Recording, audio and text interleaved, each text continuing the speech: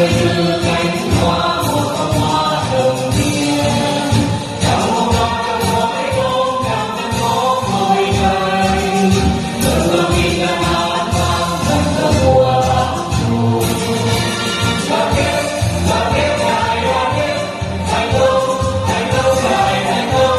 đoàn kết dài đoàn kết Việt Nam vững bền nhân dân